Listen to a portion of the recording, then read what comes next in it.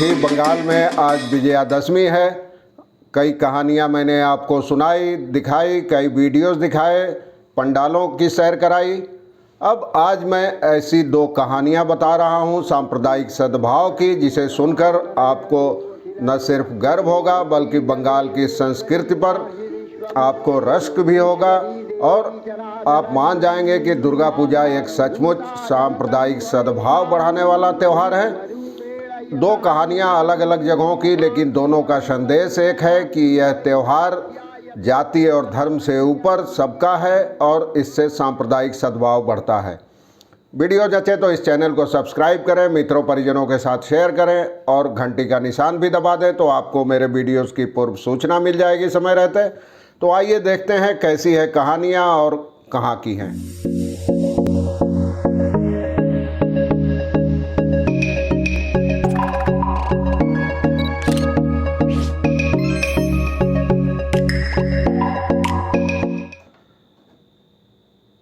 गांव में 19 साल से दुर्गा पूजा होती थी, लेकिन कोई मंदिर नहीं था और इस साल स्थानीय ईंट भट्टे के मालिक अब्दुल शेख ने एक मंदिर बना दिया और वहीं पे दुर्गा पूजा का धूमधाम से आयोजन हुआ, जिसमें दोनों संप्रदाय के लोगों ने सक्रिय रूप से हिस्सा लिया। यह कहानी है पश्चिम बंगाल के पूर्व बर्धमान जिले के पूर्वस्थली में उत्तर श्रीरामपुर इलाके के दासपाड़ा मोहल्ले की। और मंदिर से 300 फुट की दूरी पर ही एक मस्जिद भी है और पूजा के दौरान पूजा के ढाक की आवाज़ें और मस्जिद के अजान की आवाज़ें एक दूसरे से लय मिलाती रहीं और कहीं कोई समस्या नहीं हुई।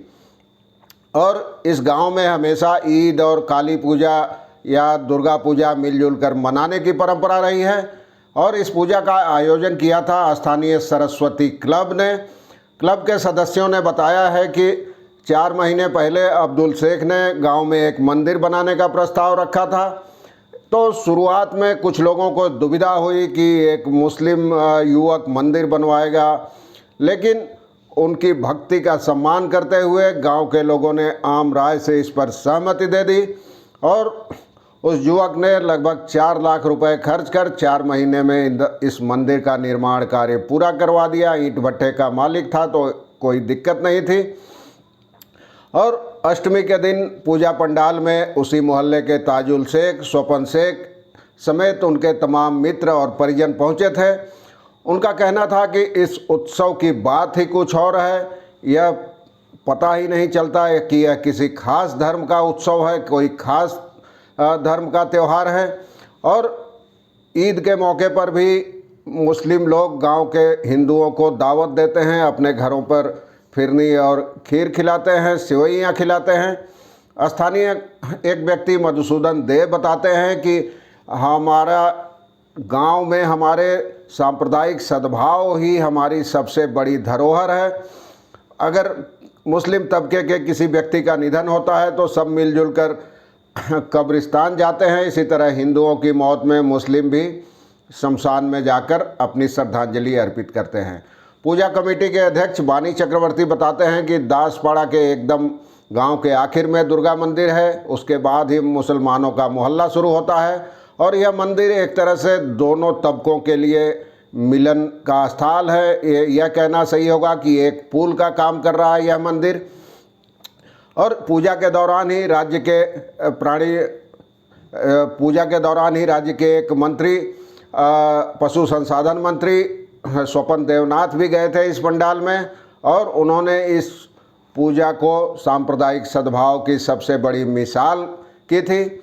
और जिस व्यापारी ने मंदिर बनाई उस अब्दुल शेख का क्या कहना है? अब्दुल शेख का कहना है कि मैं बचपन से ही सरस्वती क्लब का सदस्य हूं और माँ का मंदिर किसी एक समुदाय का नहीं हो सकता है। हम चाहते हैं कि इस गांव में हमेशा ऐसा ही सांप्रदायिक सद्भाव का माहौल रहे। ये तो हुई एक कहानी। अब दूसरी कहानी सुनिए। ये कोलकाता के दक्षिण दमदम इलाके की है। यहाँ अमरपल्ली सार्वजनिक दुर्गोत्सव में आप जानते हैं विजयादशमी के दिन, विसर्जन के दिन सिंदूर खेला होता है, जहाँ तमाम महिलाएं पहले देवी को सिंदूर लगाती हैं, उसके बाद एक दूसरे को सिंदूर लगाती हैं। इसमें आज कोरोना की पाबंदियों का ध्यान रखते हुए पीपीई किट पहनकर हिंदू और मुस्लिम तबके की महिलाओं ने सिंदूर खेला में हिस्सा लिया। यही नहीं, आदिवासी तबके की महिलाओं ने भी इसमें हिस्सा लिया और संक्रमण से बचने के लिए सबने पीपीई किट पहन रखे थे। और उस समय लगता था कि जाति और धर्म की दीवारें ढह गई है। यही इस पूजा की सबसे बड़ी उपलब्धि थी। और इसमें कुल 52 महिलाओं ने हिस्सा लिया, जिनमें 30 हिंदू महिलाएं थी, 12 आदिवासी थी और 10 मुस्लिम महिलाएं थी। और इन सब ने सिंदूर खेला। तो ऐसे ही पूजा कमेटी के अध्यक्ष वहाँ के अमित पोद्दार ने कहा कि बंगाल की धरोहर है सांप्रदायिक सद्भाव, और हम पिछड़े तबके के लोगों को भी साथ लेकर चलने पर भरोसा रखते हैं। इसी भावना से आज हिंदू, मुस्लिम और आदिवासी महिलाओं ने एक साथ सिंदूर खेला में हिस्सा लिया।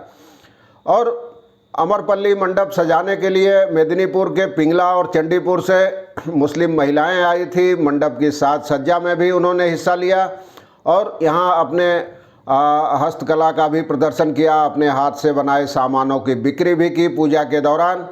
और वहीं पूजा के दौरान ये तमाम महिला कलाकार, मुस्लिम कलाकार वहीं मौजूद थे, पंडाल के आसपास ही रहते थे और उन्होंने भी सिंदूर खेला में हिस्सा लिया।